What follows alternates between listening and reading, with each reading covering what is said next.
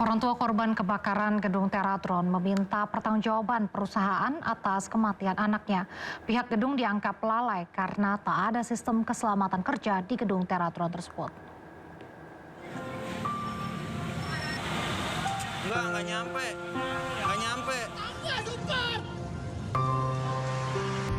Udah nggak habis pikir.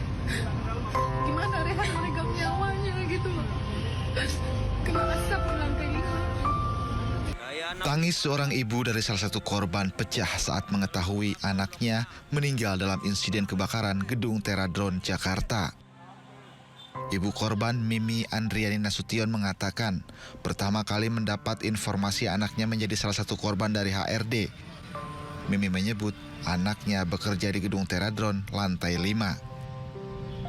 Mimi menyesalkan anaknya yang baru bekerja ini harus meninggal karena terjebak di gedung dan kehabisan oksigen. Ibu dari korban Raihan ini akan minta pertanggungjawaban terkait keselamatan kerja di gedung tersebut. Nah, pertanyaan saya itu tangga daruratnya di mana? Akses pintunya itu kan mati gitu. Mungkin di rumah sakit. Saya akan ini urusan ini selesai. Saya mau minta pertanggungjawaban sama Teratronnya, pemilik gedungnya. Itu juga mungkin ada nanti dengan pihak-pihak keluarga yang lain untuk menuntut dan mempertanyakan. Oh, itu udah pasti.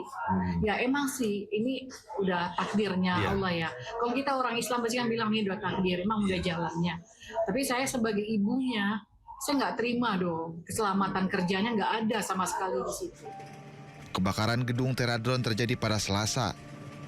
22 orang meninggal dunia dalam peristiwa tersebut. Seluruh jenazah korban telah teridentifikasi.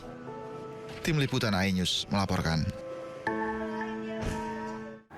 Kisah pilu mewarnai insiden kebakaran gedung Teratron Cempaka Putih, Jakarta Pusat. Salah satu korban bernama Pariem adalah tulang punggung keluarganya di Lampung.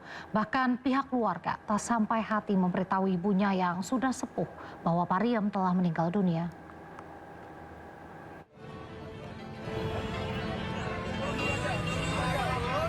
Ada cerita pilu di balik peristiwa kebakaran gedung Teratron yang terjadi Selasa siang. Pariem, salah satu korban kebakaran, diketahui sebagai tulang punggung keluarga asal Lampung. Usai mendengar kabar duka, pihak keluarga dari Lampung langsung berangkat ke Jakarta untuk memastikan identitas Pariem. Bahkan, ibunda Pariem hingga kini belum diberitahu bahwa anaknya telah tutup usia. Pariem sudah bekerja selama 3 tahun di PT Teratron. Ia merantau seorang diri demi menafkahi ibunya yang sudah tua. Iya, saya dengar dari informasi dari media, katanya Pemprov DKI menanggung untuk transportasi ambulan. Cuma kami tolonglah yang dari Lampung ini, ya tolong digratiskan lah ambulan untuk Pemprov DKI-nya. Jangan sebelah-belah pihak lah, karena kami ya orang nggak punya di Lampung. Tulang punggung keluarga karena bapaknya udah nggak ada, ibunya udah tua, udah nggak bisa jalan jauh. Dia anak ke berapa? Paling bungsu, 5 saudara. Oh, 5 bersaudara. Iya. Berarti dia untuk nampahin papa-papanya juga dan ibunya gitu ya? Atau lebih ke ibunya aja? Ke ibunya aja, alhamdulillah. Kalau kakak-kakaknya udah pada keluarga semua. Keluarga berharap pemerintah Jakarta bersedia menanggung biaya pemindahan jenazah ke Lampung. Dari Jakarta, Tim Liputan iNews melaporkan. Kericuhan terjadi di depan area Makam Pahlawan Kalibata, Jakarta Selatan saat sejumlah massa melakukan aksi pembakaran. Diduga aksi ini sebagai balasan atas tindak pengeroyokan sejumlah massa terhadap 2 orang yang diduga debt collector yang mengakibatkan 1 orang tewas. Sejumlah massa tampak melakukan aksi penyerangan dan pembakaran terhadap bangunan semi permanen yang ada di depan kawasan Makam Pahlawan Kalibata, Jakarta Selatan.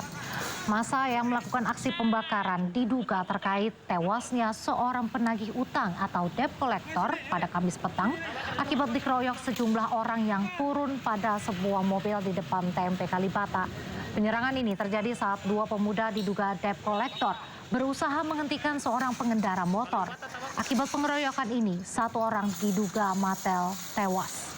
Sedangkan 1 orang lainnya mengalami luka-luka.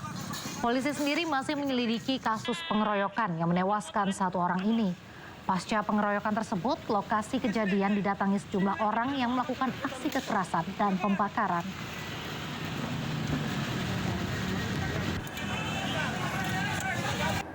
Pemirsa, aksi heroik personil Polres Gayo Luwes Aceh berjuang membangun jembatan penyeberangan darurat dari Kawat Baja di atas derasnya air sungai. Upaya tersebut dilakukan untuk menyeberangkan warga yang terisolir akibat akses jalan terputus diterjang banjir bandang dan tanah longsor.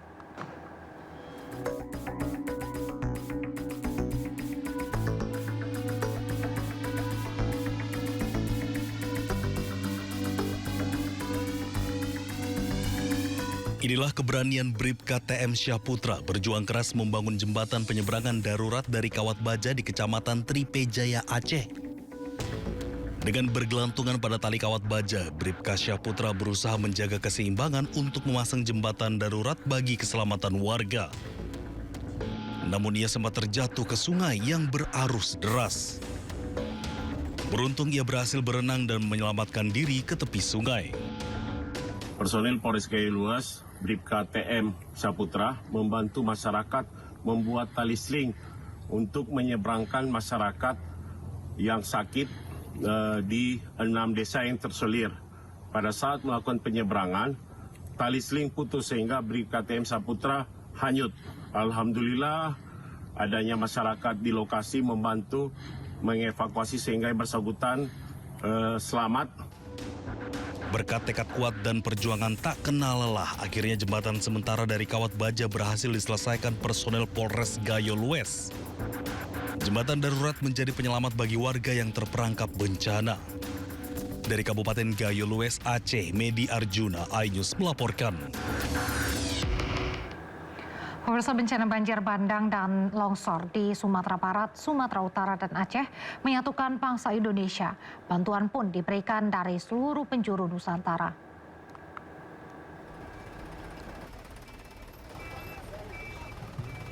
"13 truk bantuan diberangkatkan dari kota Bandar Lampung. Truk ini membawa 3.000 kasur, pakaian, makanan, dan uang tunai senilai 350 juta rupiah berangkat menuju Aceh, Sumatera Barat, dan Sumatera Utara. Untuk memastikan bantuan tepat sasaran, Pemkot menugaskan 3 pejabat untuk memimpin misi kemanusiaan ini. Di backup 36 personel gabungan TNI Polri, Satpol PP, BPBD yang siaga di garis depan penyaluran.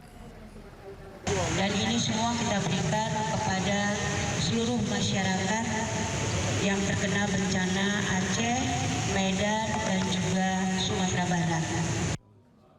Sementara itu, pemerintah Kabupaten Tangerang menyalurkan bantuan uang tunai senilai 1,5 miliar rupiah.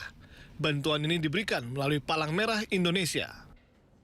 Membawa untuk tahap pertama kita bawa sebesar 1,5 miliar. 1,5 miliar dan kita mohon bantuannya ini akan diserahkan kepada PMI Pusat melalui PMI. Palang Merah Indonesia menerima bantuan bagi korban bencana di Pulau Sumatera. Kapal milik PMI pun berangkat menuju lokasi bencana dengan membawa bantuan setiap 2 minggu sekali. Samping itu juga kita menerima bantuan logistik dalam bentuk barang. Kita punya gudang sebelah menampung. Karena tiap 2 minggu kita harapkan kadang kapal tidak membawanya ke sana. Kapal sekarang ada di Aceh, di Medan dan Aceh. Saat ini pengungsi membutuhkan bantuan berupa makanan, pakaian, dan air bersih. Stok obat-obatan pun sudah menipis dan sangat dibutuhkan para pengungsi. Tim Liputan iNews melaporkan.